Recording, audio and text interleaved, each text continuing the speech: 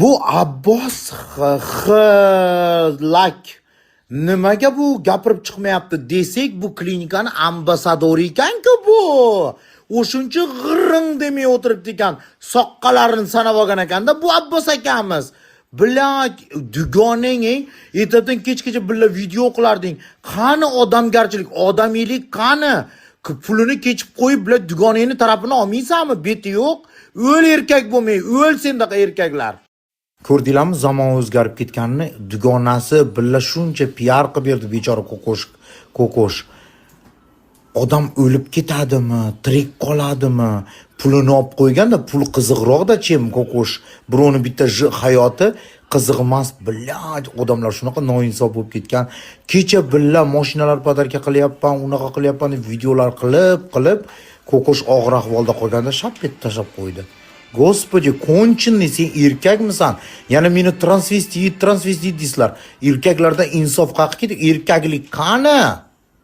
Assalomu alaykum hammaga birinchidan rahmat, menga duo qilib, meni qo'llab-quvvatlab yozayotganlarga. Men abdominoplastika liposatsiya qildirganman 3-mart kuni. Shu bilan 25 kundan buyon men yotdim. Menda nekroz bo'lib qolgan, operatsiyamni ertasi kuni qora o'sha dog'ni ko'rdim. Bu nima desam, gematoma bu qon talashib qolgan, ketadi deyshti. Shu bilan 25 kun shuni ketishini xohlab, keyin 25 kundan xavotir olib boshqa doktorlarga jo'natsam, bu nekroz srochni qarating deb bir emas 5-6 ta abdominoplastika boshqa vrachlar menga aytdi. Keyin men bularga aytib janjal qilganimdan keyin mana 5 kun bo'ldi, men apparatni qo'yishdi. Qora joyini olib tashlaylar dedim. Qora joyimni olib tashalgan mana hozir 5-kun olingan. O'ngni qorin ochilib yotibdi, yog'i bilan mana shu apparat gubga qo'yib qo'yilgan. Shu bitta iltimosim sizlardan, bu medkonsultat klinikaga boykot e'lon qilib, bu yoqqa kelib hech qachon не только abdominoplastika, liposatsiya, любой operatsiyani qilmanglar. Mana operatsiya qilgan 2002-yil bolalarning ustozlari Gulistondan kelgan, dokumenti yo'q bo'lgan insonlar mana operatsiya qilgan, institutda o'qigan, operatsioniga kirishi mumkin emas bo'lgan insonlar operatsiyonida shu qo'pol qilib aytganda qassoblik qilgan.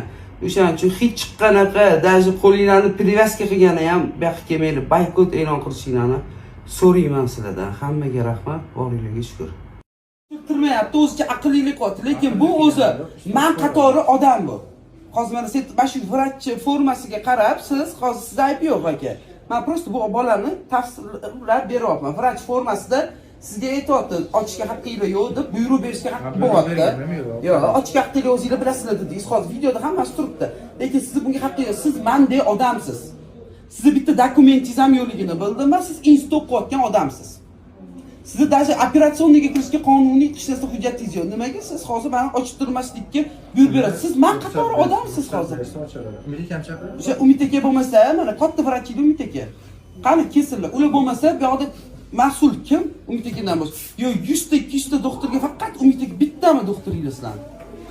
Shu savolimga mana kim hozir sizdan boshqa mas'ul dokumenti bor doktor menga kirsin bu yoqqa? Davay, o'sha ochtiraman, mana dokumentim bor, ochtiraman deydigan.